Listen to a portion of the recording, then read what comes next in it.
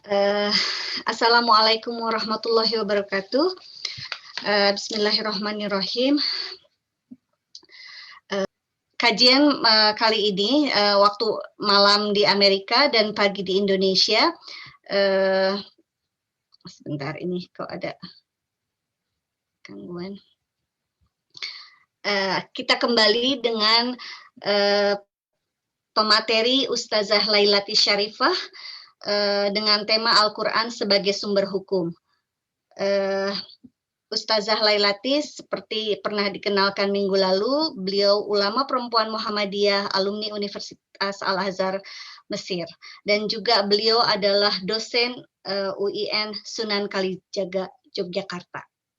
Betul ya, Ustazah? Ya.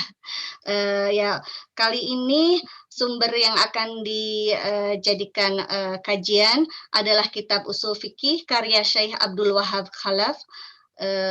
Untuk selanjutnya saya serahkan kepada Ustazah Lailatis. Bismillahirrahmanirrahim. Assalamualaikum warahmatullahi wabarakatuh. Alhamdulillahilladzi hadana lihadza wa ma kunna linahtadiya laula an hadanallah. Asyhadu an la ilaha illallah wa asyhadu anna Muhammadan abduhu wa rasuluh. Rabbi shrah li sadri wa yassir li amri wahlul 'uqdatam min lisani yafqahu qawli. Yang saya hormati moderator Teh Keke, terima kasih atas kesempatannya Mas Rafiq.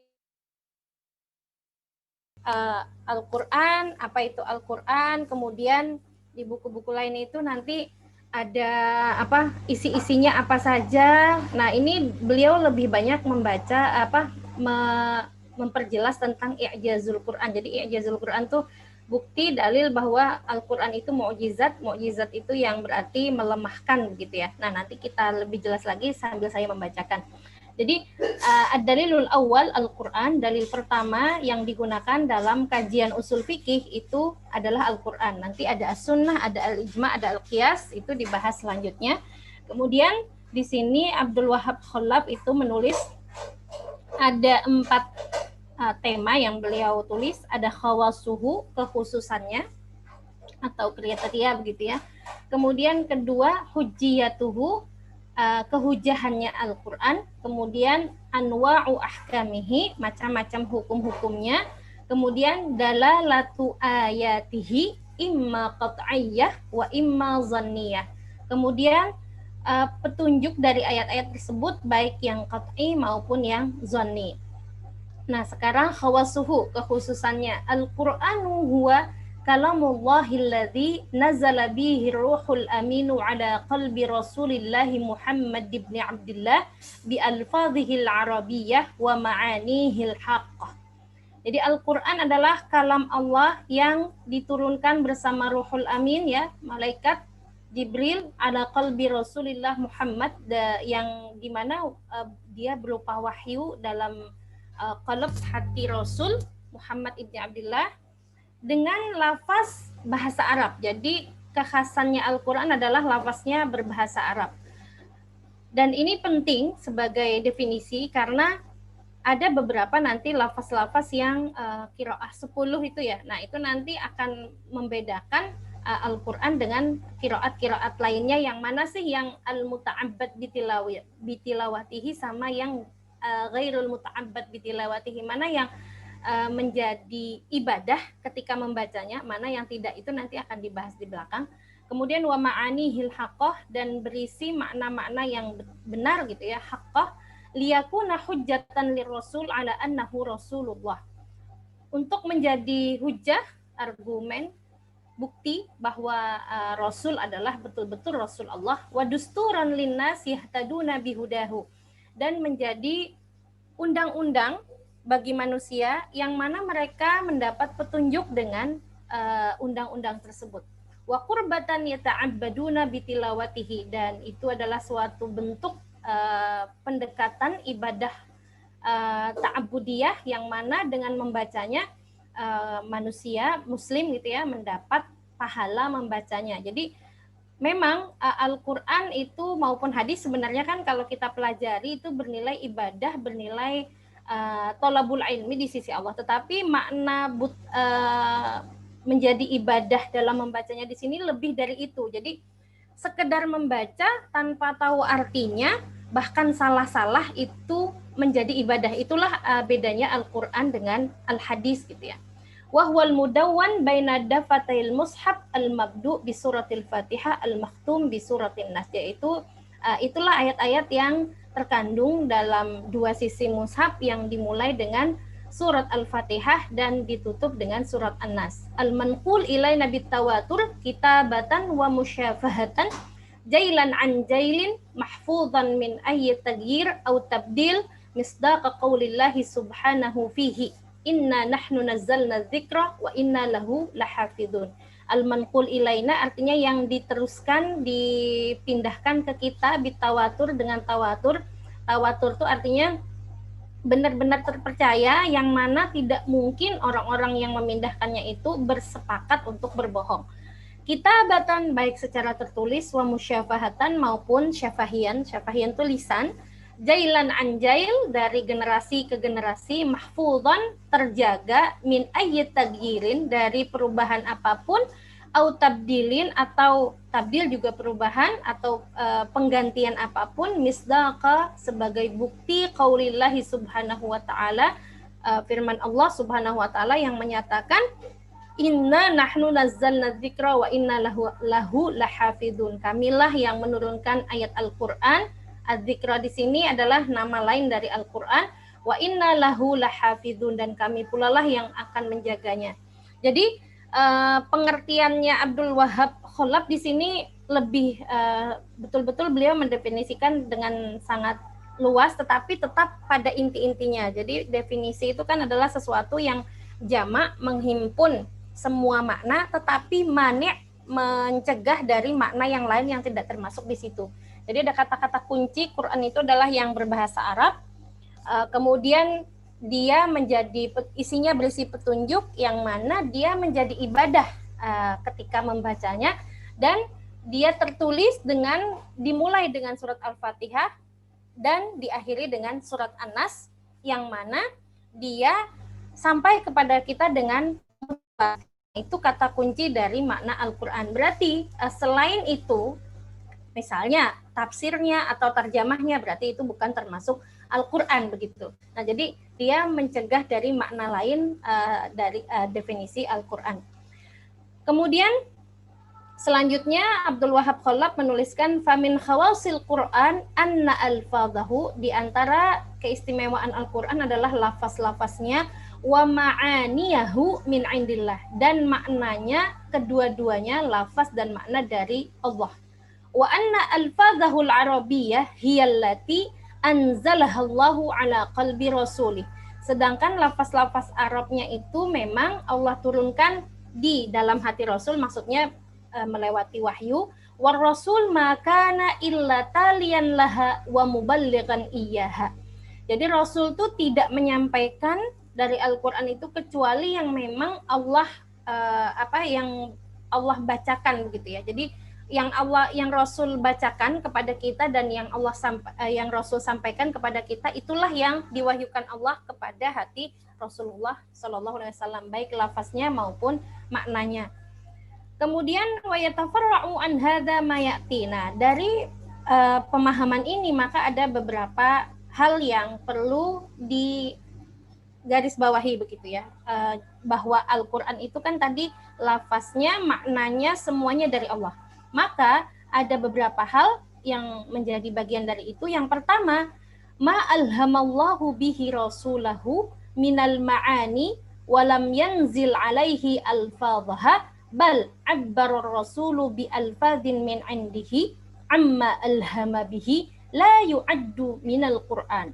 Apa-apa alhama yang diilhamkan oleh Allah kepada Rasul dari ma'ani itu makna-makna saja, walam yanzil alaihi alfadhaha, lalu Allah tidak menurunkan beserta ilham tentang maknanya itu lafaz Al-Qur'annya, bal abbar Rasul, tetapi Rasul yang mentakbir sendiri, mengungkapkan sendiri dengan lafaz dari beliau bi alfadhin min indihi, amma alhama bihi, seperti yang Allah ilhamkan, la yu'addu minal Qur'an, tidak termasuk dari Al-Qur'an atau tidak termasuk dalam Al-Qur'an. Wa tasbutu lahu ahkamul Al-Qur'an. Jadi tetapi dia memang masih memiliki hukum Al-Qur'an. Wa innama huwa, ini watas butu ini bukan termasuk ya. Jadi ini kembali ke la di sini. La yu'addu minal Qur'an wala tasbutu lahu ahkamul Qur'an. Tidak termasuk Al-Qur'an, la-nya di sini ke temannya ini, dan tidak termasuk bagian-bagian dari Al-Qur'an, tidak ditetapkan padanya hukum Al-Qur'an. Wa innama huwa min ahaditsir Rasul, maka itu dia termasuk hadis Rasul saja. Wa kadzalika al-ahadisul qudsiyah, di antaranya hadis-hadis qudsi ya, wahia al-ahadis allati qalah ar-rasul fi ma yarwihi an rabbih la tu'addu minal Qur'an. Nah, jadi hadis-hadis qudsi yang mana itu hadis-hadis yang diriwayatkan oleh Rasul tetapi riwayatnya itu berasal dari Allah Subhanahu wa taala, itu tidak termasuk dari Al-Qur'an. Wala tasbutu laha ahkamul Qur'an, dan tidak ditetapkan atasnya hukum-hukum Al-Qur'an. Fala takunu fi martabatihi fil hujjiyah wala tasihhu salatu biha wala yuta'abbadu bitilawatiha.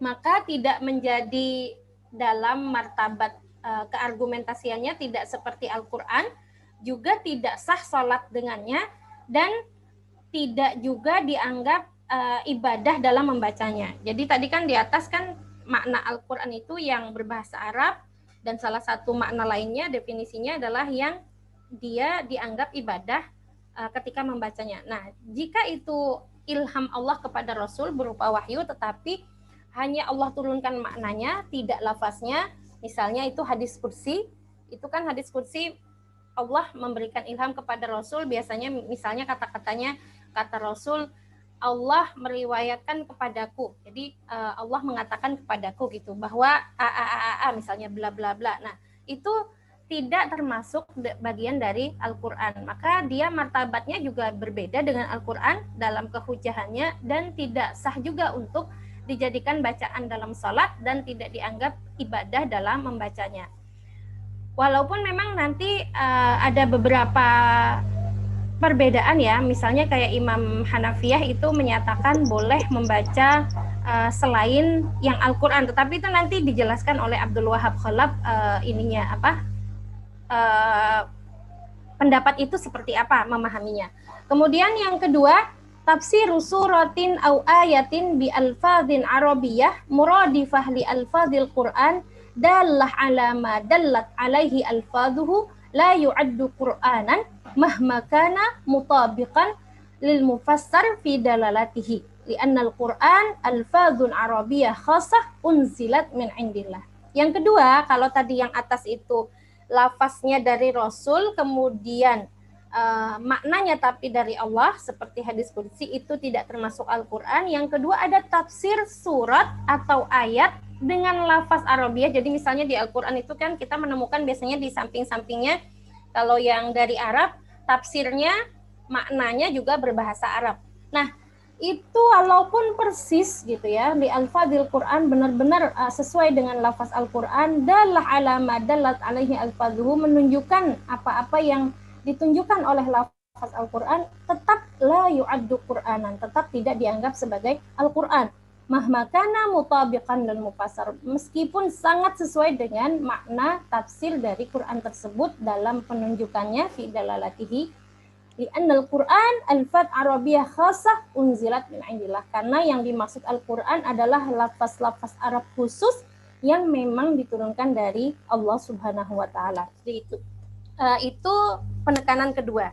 Penekanan pertama yang tadi makna dan ayat dari Allah, makna dari Allah, ayat dari Rasul. Penekanan kedua, jika ada pemaknaan lafaz atau ayat surat gitu ya, persis seperti ayatnya, itu tetap juga bukan Al-Qur'an, karena yang Al-Qur'an itu adalah yang khusus sesuai yang diturunkan oleh Allah Subhanahu wa taala. Kemudian yang ketiga, tarjamatu surah au ayah bilughatin ajnabiyyah ghair arabiyyah la tu'addu Qur'anan. Begitu juga terjemah surat atau ayat dengan bahasa asing selain bahasa Arab, la tu'addu Qur'anan, tidak juga dianggap sebagai Quran. Mahma ru'iyya min diqqatit terjemah, meskipun sangat diupayakan terjemahnya betul-betul dakik, betul-betul sesuai begitu ya. Wa tamami mutabaqatiha lil mutarjam fi dalalatihi, dan betul-betul sesuai penerjemahannya dengan penunjukan ayat, itu tetap tidak dianggap sebagai Al-Qur'an. Karena Al-Qur'ana alfadun arabiyyah khasah unzilat min indillah, sama tadi karena Quran itu lafaz Arab khusus yang diturunkan dari Allah. Na'am, law kana tafsirul Qur'an aw tarjamatuhu yatimmu biwasitati man yusaqu bidinihi wa ilmihi wa amanatihi wa hidqihi yasughu an yu'tabar hadha tafsir aw hadhihi tarjamah bayanan lima dalla alaihi al-Qur'an wa marji'an lima ja'a bihi walakin la yu'tabar huwal Qur'an wa la tasbutu lahu ahkamuhu. Meskipun katanya tafsir Qur'annya atau terjemahnya dengan perantara orang yang sangat dipercaya agamanya, dipercaya keilmuannya, dipercaya amanahnya, dipercaya kecerdasannya, dan sangat pantas untuk dijadikan dianggap tafsir ini atau terjemahnya sebagai penjelas yang ditunjukkan oleh Al-Quran dan menjadi referensi atau menjadi petunjuk bagi yang datang atasnya Al-Quran, tetapi tetap itu tidak dianggap Al-Quran dan tidak ditetapkan baginya hukum Al-Quran. Fala yuhtajju bisighati ibaratihi wa umumi al-lafzihi wa itlaqihi. Jadi tidak dijadikan hujah dengan bentuk ibaratnya ataupun lafaznya yang umum ataupun lafaznya yang mutlak. Karena li'anna alfadahu wa ibaratihi laysat alfadzal Qur'an wala ibaratihi. Karena lafaznya dan ibaratnya atau frase-frasenya itu bukan lafaz Al-Quran dan bukan frase Al-Quran. Maka la tasihhu salatu bihi wa la yuta'abbadu bitilawatihi. Jadi berulang-ulang penulisnya mengatakan tidak sah salat dengan itu dan tidak juga dianggap sebagai ibadah. Ini ada angka 1, ini penting yang tadi saya bilang Abu Hanifah, saya langsung ke ini ya. Jadi ini ada dalam mazhab memang ada perbedaan pendapat. Yang tadi saya katakan di awal, Imam Abu Hanifah mengatakan boleh memakai sholat itu memakai bacaan terjemah atau bahasa lain yang merupakan makna dari Al-Quran. Nah, di sini beliau Abdul Wahab bin Khalaf mengatakan, wa manukila 'anil Imam Abi Hanifah min annahu jawwaza qira'atal Qur'an fi shalah bil lughaw bil ghalawiyah ya, bil alawiyah bil farisiyah, oh iya lupa saya, bil farisiyah la yadullu ala anna tarjamah Qur'an wa tasbutu laha ahkamuhu fi anna Aba Hanifah inna ma jawazal qira'ah bil farisiyah fi sholati lan atau an ya, la ya'rifal arab, liman ya, bukan lan, liman la ya'riful arabiyah wa la yaqdiru 'alal qira'ah biha. Jadi sedangkan yang diriwayatkan katanya dari Imam Abu Hanifah bahwa beliau membolehkan membaca Al-Quran di sholat dalam bahasa Farsi, itu tidak menunjukkan bahwa terjemah Quran itu menjadi Quran dan bahwa terjemah itu mendapatkan hukum Al-Quran, karena Imam Abu Hanifah itu membolehkan membaca dengan bahasa Farsi dalam sholat itu bagi yang tidak memahami bahasa Arab wala yaqdiru 'alal qira'ah biha, dan tidak mampu membacanya. Li'annahu fi hadhil hal saqata anhu fardul qira'ah lil Qur'an, karena dalam keadaan ini berarti jatuh kewajiban atasnya untuk membaca Al-Qur'an karena dia tidak bisa ya. Limadza qara'a bil lughatihi fa huwa lihada qara'a bil lughatihi fa huwa dzukira annahu wala. Ini agak kurang jelas, mungkin tadi saya bacanya cuma sampai sini ya. Intinya bahwa yang dari Abu Hanifah itu karena itu pembolehan, karena rukhsah, dia tidak mampu untuk membaca dengan bahasa Arab dan dia tidak memahami, belum hafal mungkin dia baru misalnya mu'allaf, baru mengenal Islam, kemudian membacanya belum semua, baru bisa Al-Fatihah misalnya, bahkan Al-Fatihah juga belum bisa, maka bisa membaca dengan bahasanya, tetapi itu hanya kebolehan dan sebagai rukhsah, dan rukhsah itu tidak menjadikan Al-Quran itu terjemah itu menjadi Al-Quran. Nah, itu untuk masalah tentang Al-Quran harus yang berbahasa Arab yang memang dari Allah Subhanahu wa Ta'ala dan disampaikan kepada Rasul dari maknanya plus lafaznya. Jadi tidak hanya maknanya saja, lafaznya dari Rasul itu juga bukan Al-Quran, terjemahnya bukan Al-Quran, tafsirnya juga bukan Al-Quran. Wa min khawasihi annahu manqulun bitawaturi ay bitariqin naqli alladhi yufidul ilma wal qat'a bisihhati riwayah. Dan di antara tanda-tandanya juga adalah dia disampaikan kepada kita dengan mutawatir, yaitu dengan cara pemindahan yang memberikan pengetahuan bahwa kesahihan riwayatnya itu betul-betul qat'i. Qat'i itu artinya betul-betul tidak ada kebohongan di dalamnya dan tidak mungkin orang-orang yang menyampaikan itu bersepakat untuk berbohong. Wa yatafarra'u an hadza anna ba'dal qira'at allati la turwa bi ghairi tariqit tawatur kama yuqal wa qara'a ba'du sahabah kada la tu'addu minal Qur'an wa la tasbutu laha ahkamuhu. Dan dari sini ada satu hal bahwa beberapa bacaan di dalam qiraat itu ada qiraat 10 ya. Jadi ada qiraat asyarah istilahnya, ada qiraat Ibnu Katsir dan sebagainya itu tidak dianggap berarti tidak disampaikan dengan mutawatir.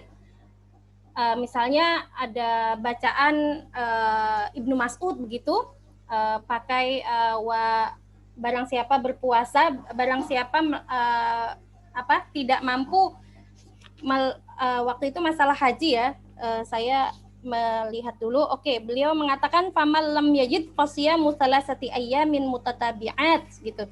Jadi kalau di Al-Qur'an yang sampai kepada kita Al-Maidah ayat 89 itu kan faman lam yajid, maka barang siapa dia tidak bisa menemui puasa, membayar kafarat gitu ya, yang sebelumnya, yang lainnya, maka kafaratnya adalah puasa 3 hari.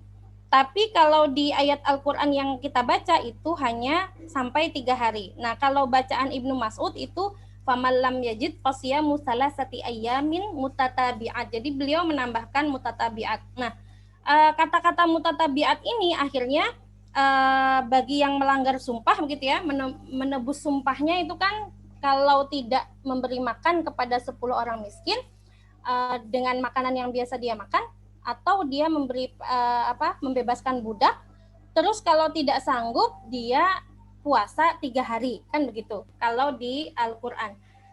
Al-Quran yang kita sampai kepada kita sama-sama. Tetapi ada beberapa qiraat syadzah istilahnya, beberapa qiraat yang terkenal dari sahabat tetapi itu tidak disepakati oleh seluruh sahabat, itu disebut qiraat syadzah. Tadi Ibnu Mas'ud punya tambahan bacaan harus mutatabi'at. Jadi puasanya 3 harinya, kalau bacaan beliau berarti harus 3 hari berturut-turut. Kalau bacaan di Mushaf Utsmani itu 3 hari saja, tidak ada tambahan kata-kata mutatabi'at. Nah, itu tidak dianggap sebagai Al-Quran gitu ya, bacaan yang saja seperti itu, dan tidak dianggap hukumnya berlaku. Itu kata Abdul Wahab Khollab. Kita sampai di sini dulu, baru saya lanjut lagi, atau kita lanjut dulu baru tanya jawab ya?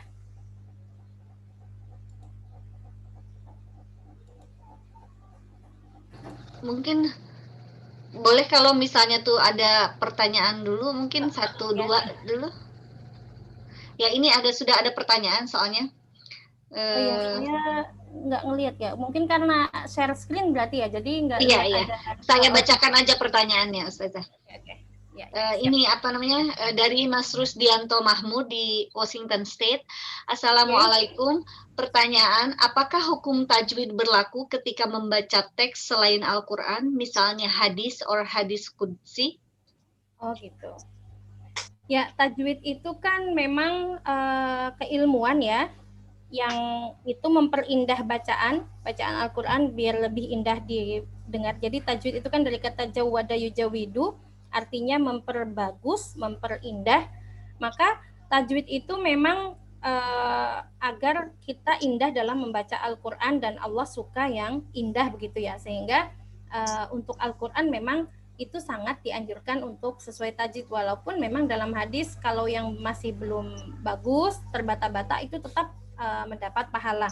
Nah, sedangkan untuk hadis dan lainnya itu tidak membutuhkan untuk memperindah bacaan begitu ya, tetapi memang untuk panjang pendek perlu penting untuk disampaikan karena itu mengandung makna begitu ya. Ketika kita membaca amin misalnya, itu maknanya akan berbeda dengan amin atau amin gitu ya. Nah, jadi pentingnya itu bukan tajwid yang yang secara rinci seperti Al-Qur'an, misalnya dengungnya mana, misalnya kan kita ada ikhfa begitu ya, ada macam-macam, tetapi untuk hadis dan lainnya itu adalah yang penting panjang pendeknya dan makhraj hurufnya betul agar orang yang mendengar bacaan kita itu memahami makna yang betul dari kalimatnya. Jadi karena panjang pendek itu mempengaruhi makna. Itu kalau menurut saya, wallahu a'lam.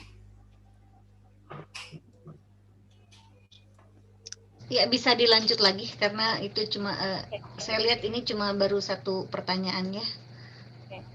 Tadi ada yang resen. Ada yang resen. Oh, ada yang mau nanya lagi. Tapi berkaitan dengan yang ini ya, yang udah disampaikan. Iya, Teh. Oh ya, boleh Mas Imam. Maaf, saya nggak lihat tanda ngacung atau apa. Ya silakan Mas Imam. Sebelum jauh membahas kitab ini, Ustazah, saya itu kan awam nih soal kitab ini. Saya pengen tahu, kitab Ushul Fiqh ini karya Syekh Abdul Wahab Khalaf. Siapa itu Abdul Wahab Khalaf? Kemudian bagaimana posisi kitab ini di dalam hasanah keislaman? Kenapa kita perlu membahas kitab ini? Posisi penting kitab ini di dalam kajian-kajian Ushul Fiqh itu seperti apa? Sehingga kemudian kita punya background sedikit untuk membahas kitab ini. Itu saja dari saya. Mohon maaf kalau misalnya menginterupsi. Oke.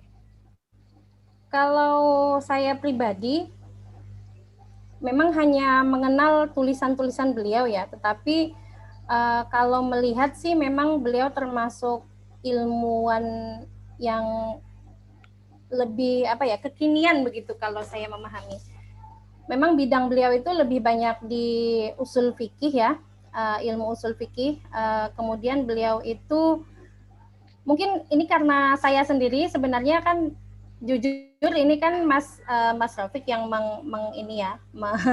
merekomendasikan begitu, dan ketika melihat memang beliau itu karena lebih terkini, jadi itu lebih sesuai dengan zaman kita begitu kalau saya memahami seperti itu. Dan beliau memang di zaman ini ya terkenalnya dengan usul fikihnya begitu. Jadi itu yang menjadikan kita, kalau saya memahami seperti itu, kenapa merekomendasikan seperti ini, karena bidang beliau memang itu.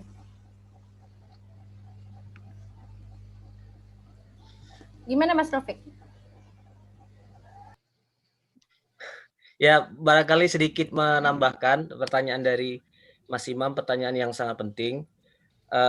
Siapa Abdul Wahab Khalaf dan bagaimana posisi bukunya di tengah diskursus usul fikih secara umum atau di tengah diskursif tradition dalam bahasa Inggris. Jadi Abdul Wahab Khalaf ini seorang ulama Mesir. Dia seorang Azharian. Lahir di akhir abad ke-19 dan wafat pada pertengahan abad 20. Kalau nggak salah dia wafat tahun 1956.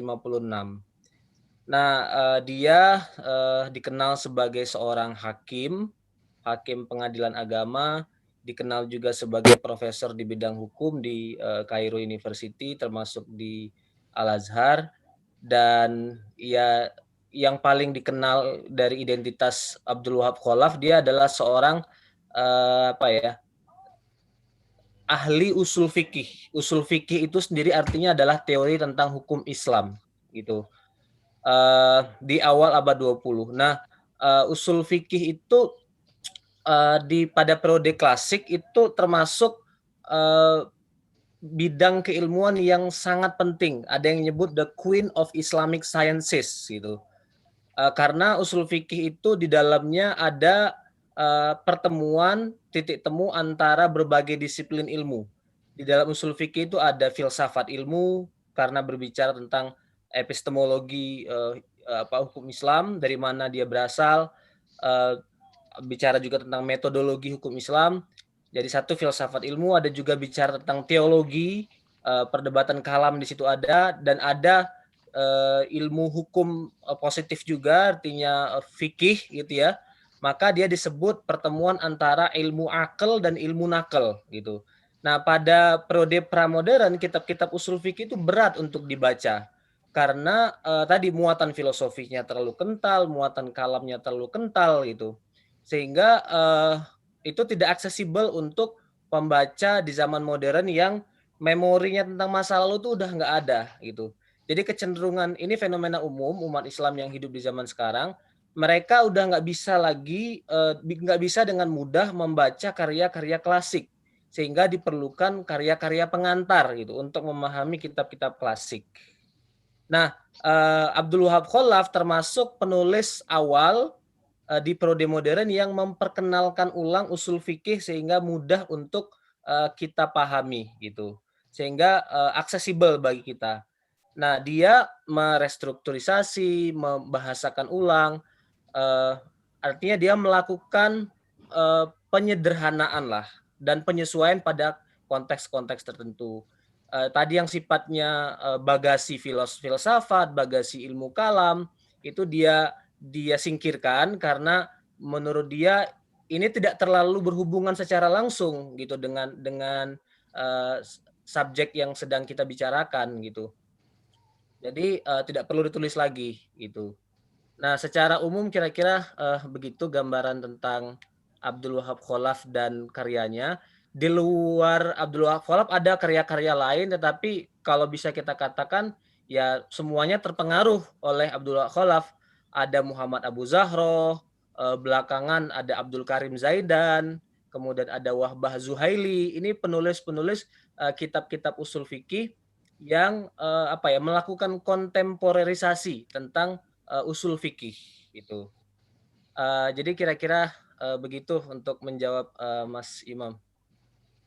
Mohon maaf. Mas Rafiq, kalau yang saya juga baca sedikit, jadi kitabnya Abdul Wahab Khalaf ini merupakan buku wajib buat para mahasiswa yang belajar ilmu syariah ya atau usuluddin ya gitu mungkin. Ya, saya kira pada awal-awal dekade awal setelah buku ini terbit, buku ini pasti disambut hangat karena aksesibel bagi student undergraduate gitu, undergraduate student gitu. Tapi sekarang kan buku-buku usul fikih pengantar tuh sudah banyak sekali, jadi orang sudah punya lebih banyak pilihan gitu. Ya kira-kira gitu. Ya. Di balik kontroversi beliau, tapi tetap beliau terbaik ya. Maksudnya memang ada, kalau di dunia perbankan itu ada beberapa kontroversi kayak beliau misalnya yang bunga bank itu kan masih ya itu, tapi tidak beliau tetap sangat besar sumbangannya begitu ya bagi terutama usul fikih, karena memang usul fikih itu bagaimanapun susah untuk dicerna dengan misalnya asal bisa bahasa Arab itu susah, tapi harus ada ilmu-ilmu lain yang memang membuat kita bisa memahami itu. Nah, kalau beliau menulisnya memang tadi betul menyederhanakan begitu, sehingga bisa dipahami oleh bahkan mungkin orang yang baru belajar bahasa Arab itu sudah paham, oh Al-Quran itu maksud beliau. Jadi bagus. Sederhananya itu mungkin ya kalau saya menangkapnya. Ya, saya ingin mengomentari dua hal tadi dari Ustazah Lalatis. Pertama tadi tentang kontroversi fatwa yang pernah beliau keluarkan. Menurut saya ini walaupun tidak terlalu berhubungan dengan kitab usul fikih, tapi kontroversi seperti ini perlu kita lihat supaya kita tahu konteks ini, konteks penulisnya ini bagaimana gitu. Karakter pemikiran seperti apa. Secara umum kan mayoritas ulama mengatakan bahwa bunga bank itu haram gitu. kemudian Abdul Wahab Khalaf termasuk yang berbeda pendapat, begitu ya Ustaz Zahratis, karena beliau memang bidangnya ekonomi Islam gitu. Jadi cukup kontroversial fatwanya tentang bunga bank gitu.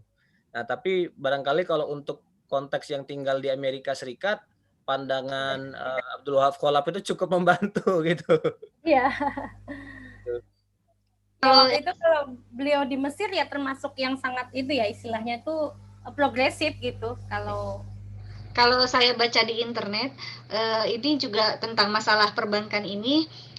Kalau katanya Syekh Sabik, penulis fikih sunnah, pandangan tersebut muncul karena persepsi Abdul Wahab Khalaf tentang transaksi perbankan yang keliru. Dan setelah beberapa pakar menjelaskan kepada beliau tentang hakikat perbankan, justru beliau berbalik pandangan. Ya, itu tentang bunga bank. Yang kedua yang ingin saya komentar tadi tentang kira-kira posisi atau relevansi ilmu usul fikih atau ilmu teori hukum Islam. Nah, selama ini kan kita biasanya kalau dengar pengajian, belajar itu cenderung yang kita pelajari adalah furu'. Furu' itu artinya cabang. Kita belajar fikih gitu. Di mana-mana ya, di inilah di North Amerika ini, mungkin juga di Indonesia, yang kita pelajari itu apa hukumnya ini. Baik di bidang misalnya hukum keluarga, perbankan, muamalah secara umum, atau fikih ibadah. Nah, tapi dunia keilmuan Islam itu sebenarnya menyediakan satu disiplin ilmu gitu yang disebut usul fikih. Nah, usul fikih sebenarnya menjelaskan tentang nalar hukum. Bagaimana hukum itu lahir, bagaimana hukum itu dirumuskan. Jadi makanya saya bilang tadi itu usul fikih itu menjelaskan tentang epistemologi dan metodologi hukum Islam. Nah, kita dengan dengan membuat kajian ini sebenarnya kita ingin memperkenalkan bidang keilmuan itu gitu, dan supaya materi kajian kita di dunia sosial media, mungkin termasuk juga di lingkungan pengajian di Amerika gitu, supaya ya mengalami peningkatan lah gitu. Kita melihat hukum itu dari nalarnya, dari bagaimana ia dibuat gitu. Nah, kira-kira begitu. Dan ini yang juga saya mau tambahkan, usul fikih itu sangat menjadi spesial dari hukum Islam gitu.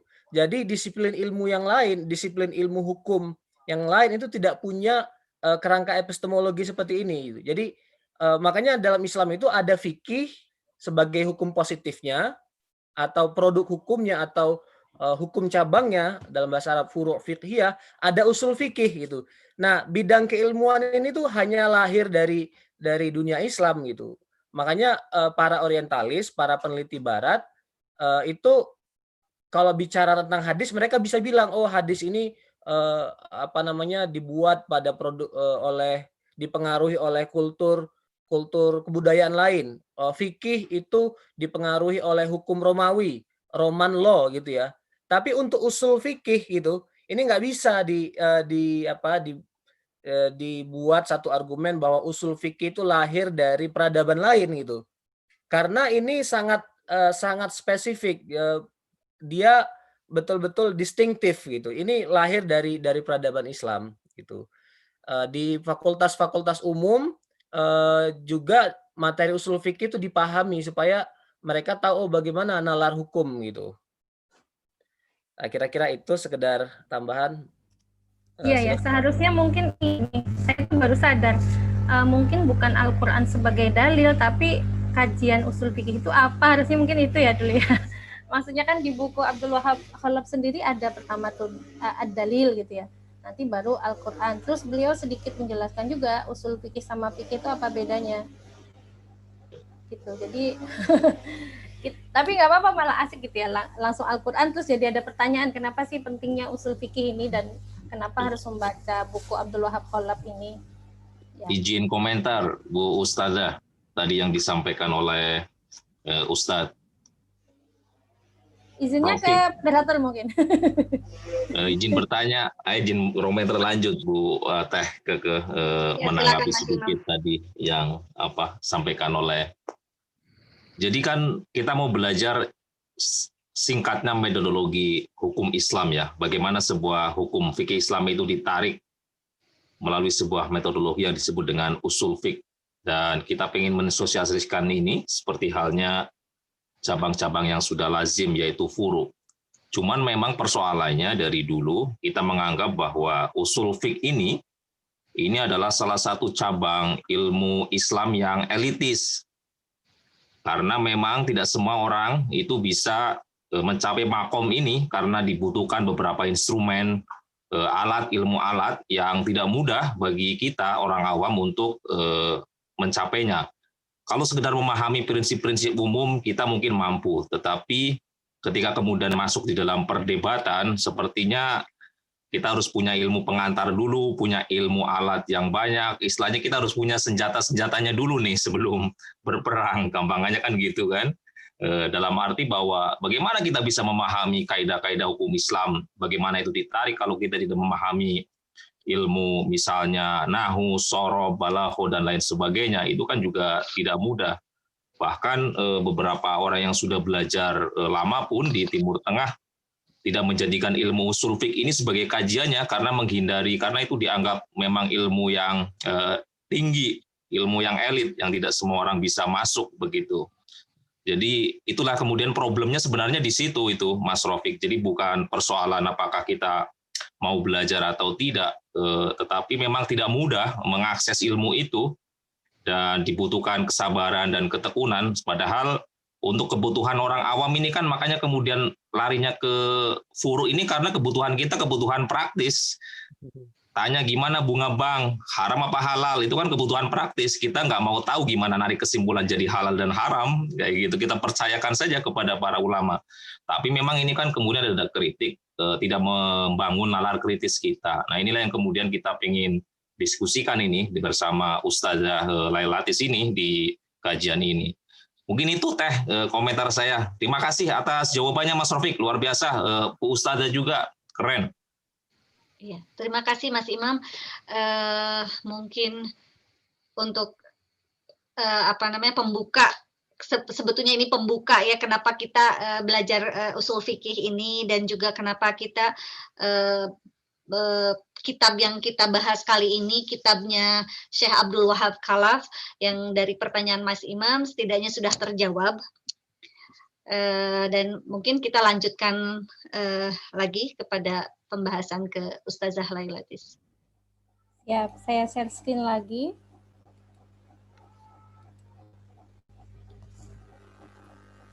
Selanjutnya adalah hujjiyatuhu, jadi kehujahannya.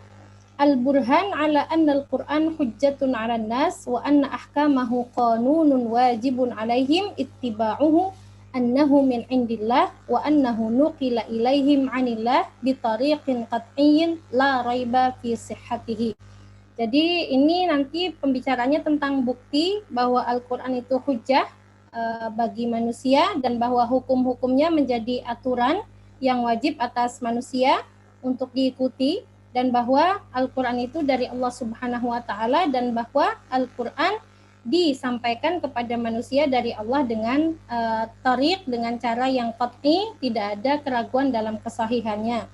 Ammal burhanu ala annahu min indillah fahuwa i'jazun nas an ayyatu bimislihi. Bukti yang paling utama ya bahwa Al-Quran itu dari Allah, bukan karangan Rasul, bukan seperti tuduhan kaum musyrik waktu itu bahwa itu adalah syair-syair yang dibuat oleh Rasul. Itu adalah bahwa Al-Quran i'jazuhu annas. Jadi dia menjadi mukjizat, kalau bahasa Indonesianya kita berarti mukjizat, tapi kalau bahasa arti sebenarnya dari i'jaz itu adalah melemahkan manusia untuk mendatangkan seperti yang sama. Jadi tidak ada manusia yang mampu mendatangkan seperti Al-Quran atau membuat seperti Al-Quran. Itu adalah bukti paling utama bahwa Al-Quran itu betul-betul dari Allah, bukan karangan Rasulullah. Nah, sekarang beliau Abdul Wahab Khalaf itu memaknai Ma'nal i'jaz wa arkanuhu. Apa sih yang dimaksud dengan i'jaz, melemahkan, dan apa saja rukun-rukunnya? Al-i'jazu ma'nahu fil lughatil arabiyyah nisbatul ajzi ilal ghair wa itsbatuhu lahu. I'jaz itu secara bahasa artinya berasal dari kata ajaz yang artinya lemah, atau al-ajzu ilal ghair wa itsbatuhu lahu, yaitu menghubungkan kelemahan kepada orang lain atau menetapkan kelemahan atasnya. Jadi secara ringkasnya sih artinya gini, membuat orang lemah gitu. Yuqalu a'jazal rajulu akhahu idza athbata ajzahu an syai'in. Dikatakan ar-rajul, seorang laki-laki, a'jaza akhahu, melemahkan saudaranya, itu jika dia bisa atau mampu menetapkan kelemahan saudaranya tersebut atas sesuatu. Wa a'jazal Qur'anu an-nas asbata ajzahum an ayyatu bimislihi. Sedangkan Al-Qur'an disebut a'jazan nas, melemahkan manusia, maksudnya membuat lemah apa? Menetapkan kelemahan mereka untuk mendatangkan seperti Al-Qur'an. Itu makna dari i'jaz. Kemudian wala yatahaqqaqul i'jazu ay isbatul ajzi lil ghairi idza tawafarat umuran salasah. Dan tidak bisa tidak terjadi i'jaz itu kalau tidak terjadi 3 hal. Jadi ada beberapa syarat bahwa sesuatu dianggap bisa melemahkan lainnya, yaitu al-awwal at-tahaddi, yang pertama ada tantangan, ay talabul mubarah, atau ajakan untuk bertanding, ajakan untuk saling mengalahkan, saling menantang gitu ya. Wasani, jadi ada ajakan, ada tuntutan. Kemudian ayyujad al-muqtada alladhi yadfa'ul mutahaddi ilal mubarah wal munazalah wal mu'aradah. Ada sesuatu hal yang mendorong, memotivasi orang untuk melakukan menantang atau ngajak duel gitu ya, maksudnya ngajak duel atau ngajak ngajak berlomba. Wasalis, dan yang ketiga, an yantafiyal mani' alladhi yamna'uhu min hadhil mubarah. Tidak ada yang menghalangi seseorang tersebut dari melakukan duel tersebut atau menjawab tantangan tersebut. Jadi ada tantangan, terus tantangan itu ada sesuatu hal yang mendorong tantangan itu terjadi, kemudian tidak ada halangan untuk melawan tantangan itu. Ketika 3 hal itu terjadi, maka sesuatu atau seseorang itu berhasil membuat orang lain dianggap lemah gitu ya. Nah, dia memberi contoh, faida idda'a riyadhiyun annahu batal. Kalau ada seorang atlet misalnya mengaku dia pahlawan atau dia ahli gitu ya di bidangnya, batalu naw'in min anwa'i ar-riyadhah, kalau dia mengaku paling unggul gitu ya di dalam suatu bidang olahraga yang dia tekuni. Wa ankara alaihi da'wahu riyadhiyun akhar, kemudian ada satu orang atlet yang lain mengingkari, fatahadda mudda'il butulah man ankara alaihi wa talaba minhu an yubariyahu au an ya'tiya biman yubarihi. Kemudian orang yang tadi ngaku paling jago itu, jawara itu, mengingkari orang yang tidak mengakui kejagoannya itu, atau kemudian dia memintanya untuk bertanding, atau dia minta orang lain untuk menandinginya. Wa hadzal munkir ma'a syiddati hirsihi ala ibtali da'wa hadzal mudda'i. Orang yang mengingkari kejagoannya itu meskipun dengan kuatnya keinginannya untuk membatalkan pengakuan si pengaku tadi yang mengaku paling jago, wa ma'annahu laisa bihi ayyu marad wala lahu ayyu udhrin yamna'uhu an mubaratihi wa anil ityan biman yubarihi lam yataqaddam li mubaratihi wa lam ya'ti biman yubarihi fa inna hadza i'tirafun minhu bil ajzi wa taslimun bid da'wa. Jadi jika tadi yang mengingkari itu tidak ada sakit, tidak ada uzur yang menghalanginya untuk melawan orang yang mengaku paling jago, atau bahkan dia tidak bisa mendatangkan orang yang bisa melawan orang yang tadi ngaku paling jago, maka berarti ketika tidak ada halangan itu adalah i'tirafun, pengakuan darinya bahwa dia lemah, dan berarti itu pengakuan bahwa orang yang mengaku unggul tadi dia memang paling unggul gitu. Jadi kan logikanya orang kalau ada yang ngaku paling jago, ada yang nggak setuju, menghalangi mengakui dia tidak tidak unggul, maka harusnya dia mampu mendatangkan orang yang betul-betul lebih unggul kalau memang tidak mau mengakui. Atau dia sendiri yang misalnya yang menentang gitu ya. Jadi kalau dia tidak memenuhi tantangan itu, sama dengan kan berarti dia mengakui orang itu memang paling unggul, tidak ada yang bisa melawannya. Nah, wal Qur'anul Karim tawafir tahaddi bihi. Al-Qur'an Al-Karim itu banyak yang membuat dia menantang orang lain untuk mendatangkan sepertinya. Wa wujidal muqtada liman tahaddu bihi an yu'ariduhu, dan ada banyak motivasi yang bisa membuat orang yang menentang Al-Qur'an untuk melawannya begitu ya. Wantafal mani'u lahum wa ma'ahadza lam yu'ariduhu wa lam ya'tu bimislihi, dan mereka tuh tidak ada halangan untuk menantang Al-Qur'an atau menyaingi Al-Qur'an, tapi mereka tidak melakukan dan tidak bisa mendatangkan seperti Al-Qur'an. Maka itu disebut dengan i'jazul Qur'an. Maka itulah yang dimaksud dengan i'jazul Qur'an. Nah, yang pertama yang menunjukkan tahaddi atau tantangan, ammat tahaddi fa inna Rasul sallallahu alaihi wasallam qala linnas inni Rasulullah. Tahaddi atau tantangan yang tadi merupakan rukun pertama dari i'jazul Qur'an adalah bahwa Rasul mengatakan kepada manusia, inni Rasulullah, saya adalah Rasul Allah. Wa burhani ala anni Rasulullah hadzal Qur'an alladzi atluhu alaikum. Dan bukti bahwa saya Rasul Allah adalah Qur'an ini yang aku baca atas kalian. Li'annahu uhiya ilayya bihi min indillah, karena Qur'an ini diwahyukan kepada saya dari Allah. Falamma ankaru alaihi da'wahu, ketika mereka mengingkari pengakuan dari Rasul tadi, qala lahum, Rasul berkata kepada mereka, in kuntum fi raibin min annahu min indillah wa tabadara ila uqulikum annahu min sun'il bashar fa'tu bimislihi au bi'ashri suwarin mislihi au bisuratin mislihi. Kata Rasul, kalau kamu ragu bahwa Quran ini memang dari Allah dan terbersit dalam pikiran kalian bahwa itu adalah pembuatan atau penciptaan manusia, dibuat oleh manusia, maka datangkanlah seperti Quran, atau paling tidak 10 surat seperti Al-Quran, atau 1 surat dari Al-Quran saja. Wa tahaddahum wa talaba minhum hadhil mu'aradah bilahjatin wa khizah wa alfadhin qari'ah wa ibaratin tahakkumiyah tastafizul azimah wa tad'u ilal mubarah wa aqsama annahum la ya'tuna bimislihi walan yuflihu walan yastajibu walan ya'tu bimislihi. Jadi katanya di sini Rasul itu sudah tadi kan menantang mereka, ayo datangkan 10 surat atau 1 surat saja, dan Rasul itu menantang mereka itu dengan kata-kata yang kalau kita lihat lahjat wa khizah itu artinya kata-kata aksen yang menusuk gitu ya. Al-Fathariah sama yang itu harusnya gitu orang-orang itu akan dengan gemes langsung menjawab tantangan itu. Karena kata-katanya kan nantangnya banget gitu ya. Jadi kalau kamu tidak percaya, datangkan seperti Al-Qur'an. Kalau tidak 10 saja, kalau tidak 1 surat saja ya.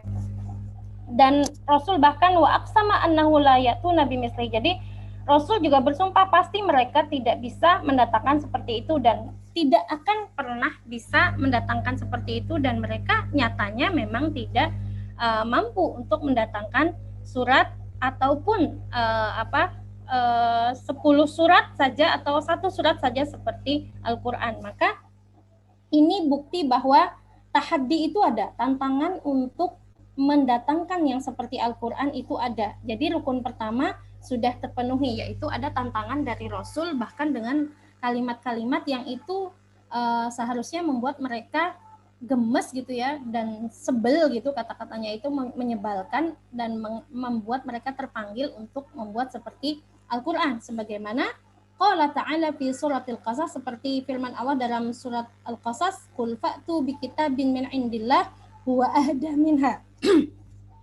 Jadi tantangan Allah itu, ayo datangkan 1 kitab dari sisi Allah ya yang itu lebih memberi hidayah daripadanya. Attabi'hu, kata Rasul, maka aku akan mengikutinya in kuntum shadiqin, jika kalian betul-betul orang yang benar. Fa illam yastajibu laka fa'lam annama yattabi'una ahwa'ahum. Jika memang mereka tidak bisa memenuhi permintaanmu, maka ketahuilah bahwa mereka itu hanya mengikuti hawa mereka. Jadi ini diceritakan dalam Al-Quran. Rasul memberi tantangan, disuruh Allah untuk memberi tantangan dengan mengatakan kalau kamu bisa mendatangkan kitab yang memberi petunjuk lebih daripada Al-Quran, maka aku akan mengikutinya. Tetapi nyatanya memang tidak dilakukan atau mereka tidak mampu melakukan. Ada cerita itu bahkan kalau saya belajar itu mereka ada yang mencoba begitu ya, dengan misalnya seperti surat Al-Fil, Al-Fil, ma huwal fil, furtumuhu tawil gitu. Karena kan Al-Quran itu terkenal dengan wakaf. Wakaf itu artinya akhir-akhir kalimat yang biasanya sama gitu bunyinya. Tetapi meskipun bunyinya sama, balaghahnya, fasahahnya tidak bisa diingkari, berarti tidak asal-asalan begitu ya. Misalnya alhamdulillahirabbil alamin nun, arrahmanirrahim mim. Iya, karena arrahmanirrahim malik yaumiddin nun lagi kan ada nun mim nun mim nun mim. Atau misalnya kayak Al-Ikhlas, qul huwallahu ahad, Allahus samad, dan seterusnya semuanya dal dal dal. Nah, itu kan sebenarnya bentuk wakaf yang di dunia Arab, di dalam bahasa Arab itu adalah keindahan kata, dan untuk membentuk seperti itu tapi maknanya tetap penuh makna itu sangat susah. Nah, yang terjadi mereka ditantang oleh Allah untuk mendatangkan seperti itu pun tidak bisa mereka lakukan. Dan dalam Al-Quran dikatakan lan ya'tu bimislihi, sama sekali mereka tidak akan mampu melakukan seperti itu.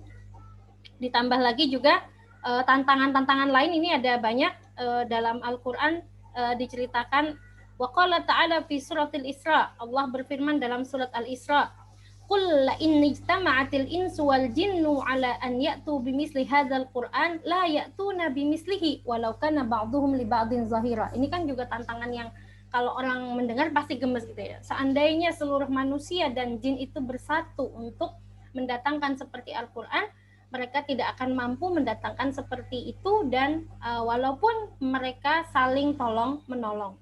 Begitu juga dalam surat Hud, Allah berfirman, am yaqulu naftara qul fa'tu bi 'ashri suwarin mislihi muftarayat wad'u man istata'tum min dunillah in kuntum shadiqin.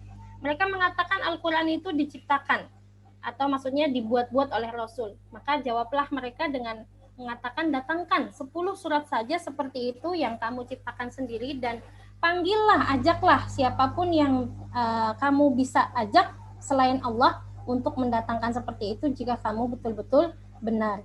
Di dalam surat Al-Baqarah juga, jadi ada banyak sekali surat-surat ayat-ayat Al-Quran yang berisi tantangan kepada umat yang saat itu diturunkan Al-Quran atas mereka, dan mereka terkenal dengan fasahah, fasih, balaghah, balik ya dalam bahasa Arab, tetapi mereka tidak mampu untuk melakukan itu. Itu adalah bukti pertama bahwa rukun ijaz itu ada, yaitu at-tahaddi. At-tahaddinya banyak, ini juga bahkan dalam surat Al-Baqarah yang lain, wa in kuntum fi raibim mimma nazzalna ala abdina fa'tu bi suratim min misli wad'u syuhada'akum min dunillah in kuntum shadiqin fa illam taf'alu wa lan taf'alu fattaqun nar allati waquduhan nas wal hijarah uiddat lil kafirin. Atau ayat yang satunya surat At-Tur, am yaquluna taqawwala bal la yu'minun faliyatu bihaditsim mislihi in kanu shadiqin. Jadi ayat-ayatnya intinya sebenarnya penuh menantang gitu ya, tantangan kepada orang-orang musyrik, kepada orang-orang kafir waktu itu untuk mendatangkan seperti surat dalam Al-Qur'an, dan nyatanya mereka tidak mampu. Itu yang rukun pertama sudah terpenuhi. Tantangannya sangat banyak, bahkan lafaz-lafaznya sangat menantang gitu ya, menantang mereka untuk mendatangkan seperti Al-Qur'an. Kemudian yang kedua, wa amma wujudul muqaddalil mubarah wal mu'aradah inda man tahaddahum fahada azhar. Sedangkan motivasi untuk menantang atau melawan dari tantangan itu sangat nampak lagi. Fahada azhar min an yuhtaja ila bayan, sangat tidak lagi dibutuhkan untuk dijelaskan. Kenapa? Li'anna Rasul sallallahu alaihi wasallam idda'a annahu Rasulullah wa ja'ahum bidinin yabtulu dinahum. Karena Rasul itu datang mengaku Rasul Allah dan datang membatalkan agama mereka. Wa ma wajadu alaihi aba'ahum wa saffaha uqulahum wa sakhara min awthanihim wa ihtajja ala dakwahu bi annal Qur'an min indillah. Jadi Rasul itu jelas-jelas di sana datang membawa dakwah dari misi dari Allah, kemudian beliau membatalkan agama mereka dan apa-apa yang sudah mereka dapatkan dari ayah-ayah sebelum ayah-ayah mereka, dan bahkan kan di situ dikatakan dalam Al-Qur'an mereka dianggap bodoh karena mengikuti tradisi orang-orang ayah-ayah mereka terdahulu, nenek moyang mereka, dan bahkan dalam Al-Qur'an juga menghina gitu ya Tuhan-Tuhan mereka, sesembahan mereka, berhala mereka, dan Rasul hujahnya atau argumennya bahwa itu adalah panggilan Allah berdasarkan Al-Qur'an dari sisi Allah. Wa tahaddahum an ya'tu bimislihi, dan mereka ditantang oleh Rasul untuk mendatangkan seperti Al-Qur'an. Famakana ahwajuhum wa ashaddu hirsihim ala an ya'tu bimislihi kullihi aw ba'dihi la yubtilu annahu min indillah wa la yudhidu hujjata Muhammad ala annahu Rasulullah. Kalau mereka mampu mendatangkan seperti itu, maka kebutuhan dan keinginan yang kuat dari mereka untuk mendatangkan Al-Qur'an itu sebagian ataupun seluruhnya itu pasti akan mampu membatalkan mendatangkan misi, membatalkan bahwa Al-Qur'an dari sisi Allah, dan itu akan meruntuhkan hujah Muhammad bahwa Al-Qur'an dari sisi Allah. Wa bihadza yansuruna alihatahum wa yudafi'una an dinihim. Kalau mereka mampu mendatangkan seperti Al-Qur'an, maka pastikan mereka berhasil menolong Tuhan-Tuhan mereka dan membela agama mereka. Wa yatanibuna wailatal furur, dan mereka tidak perlu lagi berperang begitu. Mereka bisa menghindari akibat buruk dari berperang. Kenapa harus berperang kan melawan agama yang baru kalau memang mereka mampu untuk membantah bahwa Al-Qur'an itu dari sisi Allah. Jadi kebutuhan untuk menantang Al-Qur'an, untuk membuat seperti Al-Qur'an dan lebih baik itu sangat dibutuhkan oleh mereka, karena jelas-jelas Al-Qur'an itu membatalkan agama yang mereka pegang, yang mereka warisi dari nenek moyang mereka, dan bahkan Al-Qur'an mengatakan menunjukkan kebodohan mereka karena menyembah berhala gitu ya. Nah, dan Rasul mengaku itu dari Allah. Kalau mereka menantang itu dan betul-betul mendatangkan surat seperti itu, maka tidak perlu lagi mereka susah-susah berperang untuk membela agama mereka, memerangi muslim begitu ya. Maka dengan mendatangkan seperti Al-Qur'an dan lebih baik sedikit saja itu maka mereka akan menjawab menolong Tuhan-Tuhan mereka, tapi nyatanya tidak. Maka berarti rukun yang kedua itu terpenuhi, bahwa Al-Qur'an itu memang mukjizat, yaitu ada motivasi yang besar untuk mendorong umat kafir dan musyrik pada waktu itu untuk mendatangkan seperti Al-Qur'an. Nah, wa amma intifa'u ma yamna'uhum min mu'aradatihi fali annal Qur'an bilisanin arabiyyin. Sedangkan tidak ada hal yang menghalangi mereka untuk menantangnya adalah karena Al-Qur'an itu dengan bahasa Arab. Jadi tidak ada yang bisa menghalangi mereka untuk mendatangkan sepertinya kalau mereka bisa. Karena Quran itu dengan bahasa mereka, yaitu bahasa Arab. Wa alfadhuhu min ahrufil arabiyyah al-hijaiyah, dan lafaz-lafaznya dari huruf-huruf Arab hijaiyah. Wa ibaratuhu an uslubil Arab, dan frase-frase yang digunakan juga dari uslub tata bahasa Arab. Wa hum ahlul bayan wa fihim mulukul fasahah wa qadatul balaghah, dan mereka itu ahlinya sastra Arab gitu ya. Mereka tuh ada yang rajanya fasahah, rajanya balaghah gitu. Fasahah balaghah itu nanti dibedakan. Fasahah itu sesuai makhrajnya, sesuai kaidahnya. Kalau balaghah itu sudah sesuai, sudah fasih plus sesuai dengan orang-orang yang disampaikan. Jadi kalau balaghah itu muqtada ahwalil mukhatabin gitu ya, kata-katanya balaghah itu sesuai dengan keadaan orang yang disampaikan. Itu bahasa kalau bisa kita sampaikan dengan sesuai orang yang disampaikan itu balik namanya. Tapi ketika bahasa kita sampaikan dengan baik dan benar sesuai aturannya, nahu sorobnya, itu secara bahasa Arab dibilang fasih. Tapi tidak semua orang fasih itu bisa balik. Nah itu, karena kan kadang ada orang dia misalnya akademisi, bisanya menyampaikannya ke akademisi. Ketika berhadapan dengan petani, dia tetap menggunakan bahasa akademisi, maka itu dianggap tidak balik. Jadi orang yang balik itu yang bahasanya sesuai tata bahasa, tetapi dia juga plus mampu menyampaikan sesuai keadaan orang yang diajak ngomong gitu. Nah, orang Arab itu seperti itu, mereka banyak ahli fasahah, banyak ahli balaghah. Wa maidanu sibaqihim mamlu'un bisyu'ara wal khutaba wal fusaha fi mukhtalafi fununil qaul. Bahkan mereka itu penuh gitu ya dengan orang-orang yang ahli syair, ahli khutbah, fusaha, orang yang fasih di dalam segala bidang qaul. Jadi ada syair madah, syair macam-macam, itu mereka menguasai dalam lisan. Memang orang Arab paling jago gitu ya. Dan ini kan penguasaan mereka, dan bahasa Arab itu dengan bahasa mereka. Hadza minan nahiyatil lafziyah, ini dari segi lafaz. Jadi dari segi lafaz itu tidak ada yang menghalangi mereka untuk bisa mendatangkan seperti Al-Qur'an. Wa amma minan nahiyatil ma'nawiyah faqad nataqat asy'aruhum wa khutabuhum wa hikamuhum wa munazaratuhum bi annahum nadaju al-uqul. Sedangkan dari segi makna, banyak di antara mereka itu syair-syairnya, khutbah-khutbahnya, hikam-hikamnya. Nah, hikam sama khutbah itu nanti ada perbedaannya. Kalau khutbah itu yang disampaikan untuk mengajak begitu ya.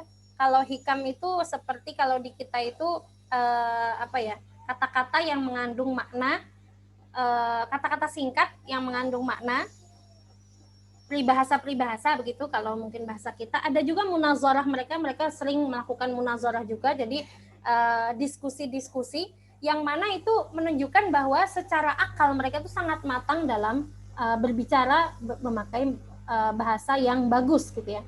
Dawu basarin bil umur wa khibratin bit tajarib. Jadi mereka tuh sudah banyak sekali keahlian, sangat paham dengan perkara-perkara yang ada di sekitar mereka, dan mereka punya pengalaman yang sangat banyak. Itu sebenarnya kan berarti kekuatan makna mereka juga sangat tinggi. Wa qad da'ahum al-Qur'an fi tahaddihi lahum an yasta'inu biman sya'u liyastakmilu ma yanqusuhum wa yatimmu umdatahum wa fihim al-kahan wa ahlul kitab. Wa yatimmu iddatahum ya wa fihim al-kahan wa ahlul kitab. Jadi di sana juga banyak sekali orang-orang yang kahan. Jadi dia tuh ahli kitab juga, dan dia sangat menguasai kitab. Maka Al-Quran itu menantang mereka untuk minta tolong siapapun yang itu akan menyempurnakan kekuatan mereka dan menyempurnakan jumlah mereka sehingga bisa mendatangkan seperti Al-Quran. Nah, jadi secara lafaz mereka oke, tidak ada yang menghalangi untuk mendatangkan seperti Al-Quran. Mereka ahli balaghah, ahli fasahah. Nah, husarab sudah tidak menjadi permasalahan buat mereka.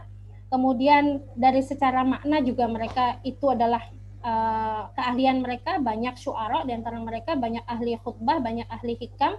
Kemudian juga banyak ahli kitab di antara mereka.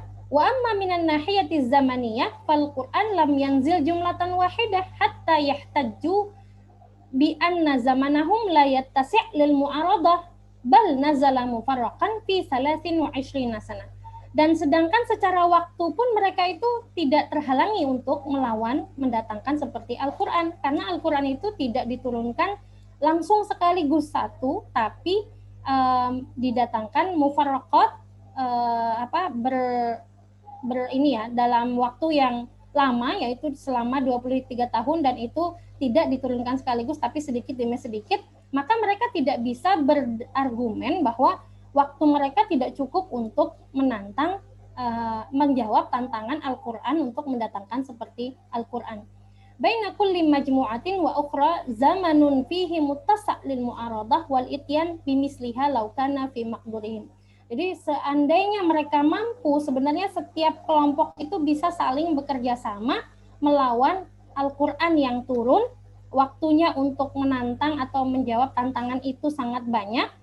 Dan itu kalau mereka memang mampu, pasti mereka bisa mendatangkan seperti Al-Quran. Tetapi nyatanya mereka tidak mampu mendatangkan seperti itu, malah memilih untuk memerangi Islam terus-menerus dengan fisik. Berarti itu menunjukkan bahwa Al-Quran memang mukjizat melemahkan mereka.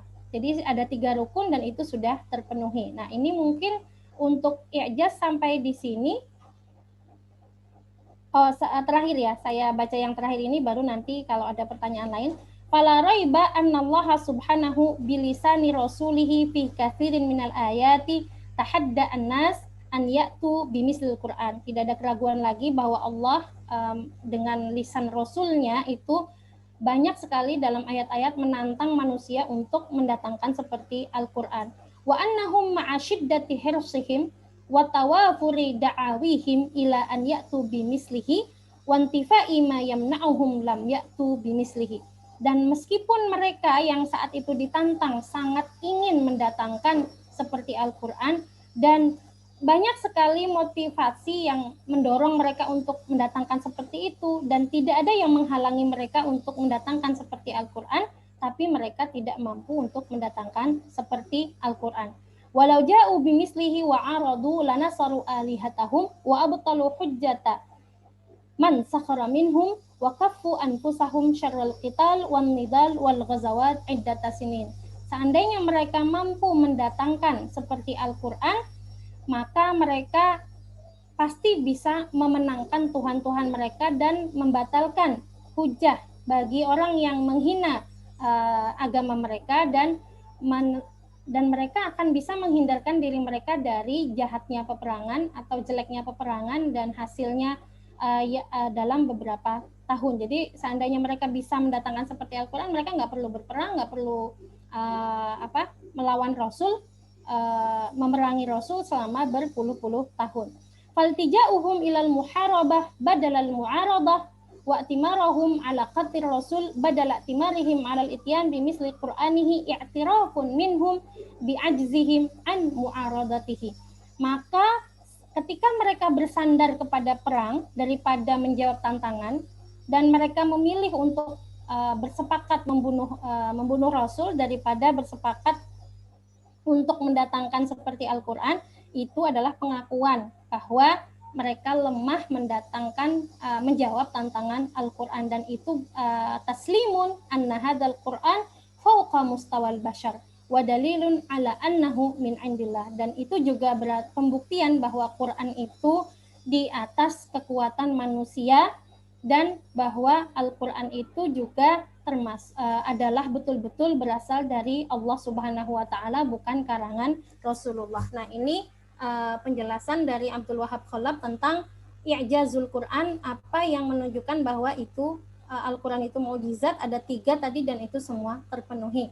Sampai di sini dulu mungkin ya untuk yang tentang i'jaz.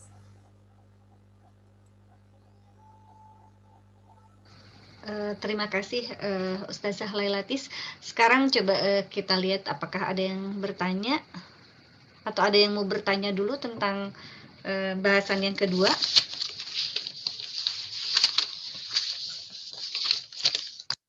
Bentar, saya lihat di chat.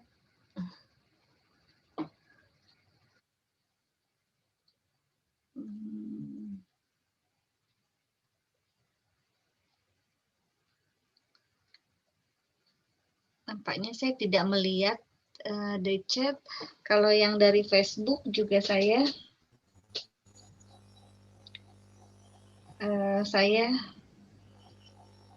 kayaknya nggak bisa nanya yang dari Facebook.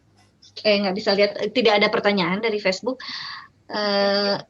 Saya kasih kesempatan lagi, siapa yang mau bertanya ini untuk yang bab kedua, hal kedua. Kalau tidak ada, bisa kita lanjutkan yang ketiga.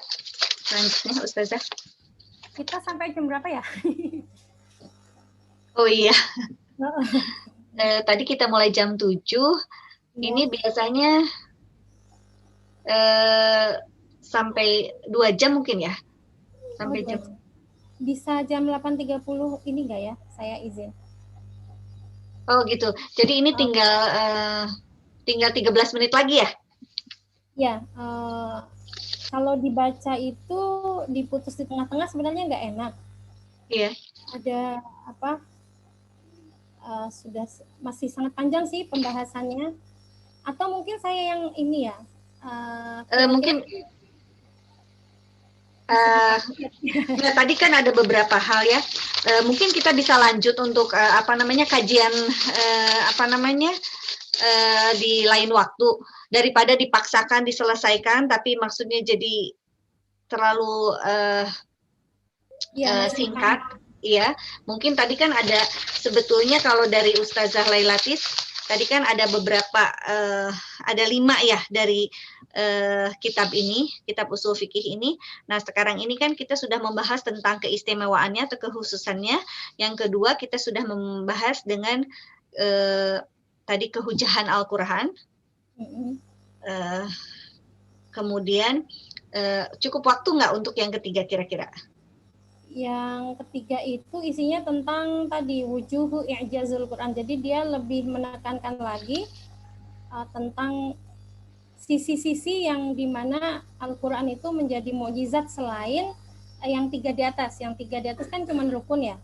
Nah, jadi di seterusnya itu bahkan ada ilmu pengetahuan yang terbukti ada. Jadi ada beberapa hal lagi dan itu agak banyak yang menunjukkan bahwa Al-Quran itu mukjizat, seperti misalnya Al-Quran itu menceritakan masa lampau yang itu mereka juga tidak tahu, kemudian bahkan masa depan, atau bahkan sekarang banyak ilmu pengetahuan yang terbukti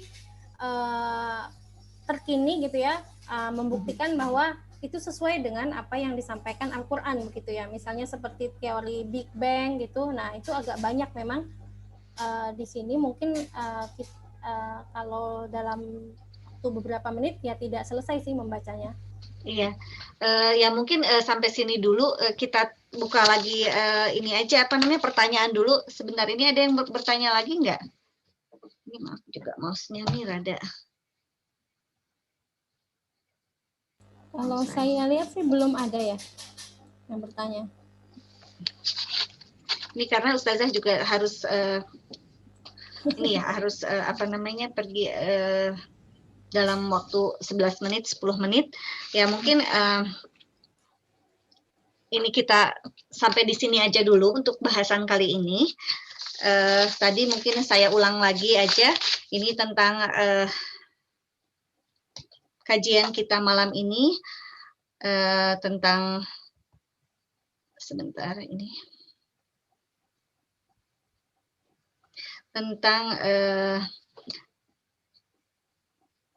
Al-Quran sebagai sumber hukum dengan sumber kitab usul fikih dari karya Syekh Abdul Wahab Khalaf. Ya tadi apa namanya? Mohon maaf saya juga kurang mungkin menjelaskan dulu apa namanya? Apa sih sebetulnya ini kajian usul fikih ini, karena selama ini tadi seperti yang dibilang Mas Rofik, kita yang sering kita bahas kali ini adalah sebetulnya cabang-cabangnya. Sementara apa namanya yang perlu juga diketahui oleh orang itu bagaimana metode dan proses untuk menemukan hukum itu sendiri, di mana itulah usul fikih. Dan kemudian ini kenapa kok yang dibahas kali ini adalah kitab usul fikih dari Abdul Wahab Khalaf, karena kalau apa namanya kita melihat dari apa namanya pelajaran dari yang membahas apa namanya syariah atau usul fikih, misalnya tuh kitab dari Abdul Wahab Khalaf ini adalah kayak buku wajibnya untuk yang dipakai.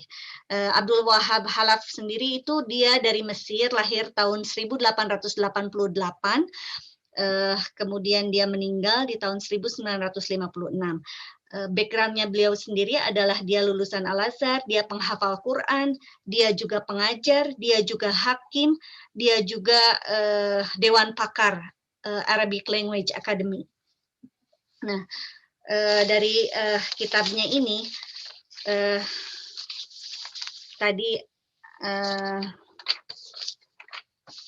ada beberapa bahasan, yaitu tentang kekhususan Quran sendiri, kemudian juga kehujahan Al-Quran, kekhususannya Quran sendiri itu tadi dibahas bahwa lafaz-lafaz maknanya dan lafaz-lafaznya dan maknanya dari Allah, sehingga kalau misalnya tuh maknanya dari Allah tapi lafaznya bukan dari Allah, itu juga tidak termasuk.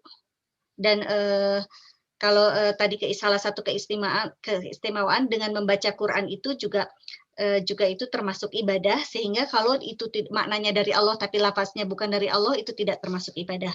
Kemudian juga tafsir, walaupun maknanya persis Quran, tapi itu juga tidak dianggap sebagai Quran. Kemudian terjemah surat dengan bahasa asing juga itu tidak dianggap sebagai Quran.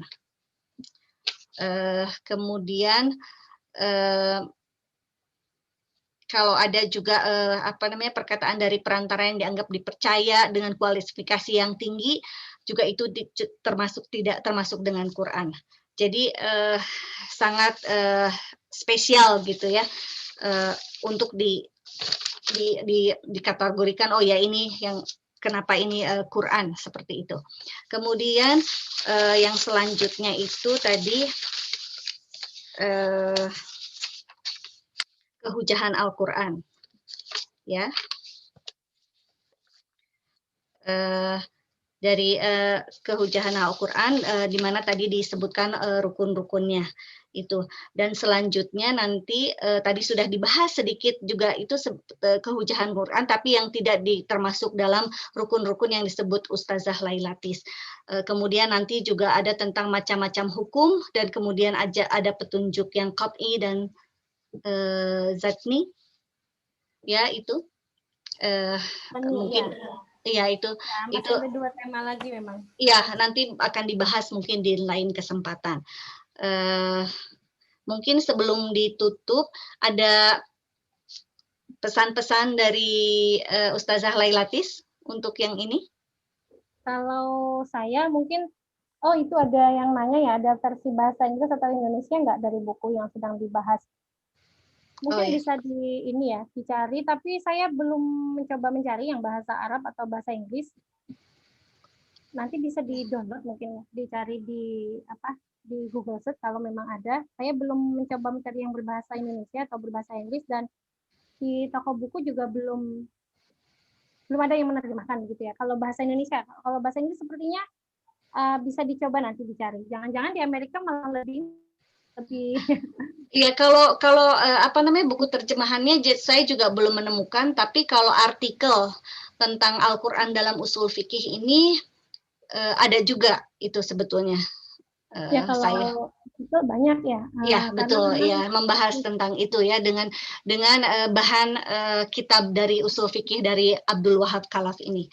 Iya, banyak. Karena memang banyak yang merujuk kepada beliau. Buku-buku usul fikih di Indonesia itu juga rata-rata banyak mengambil dari Abdul Wahab Khalaf.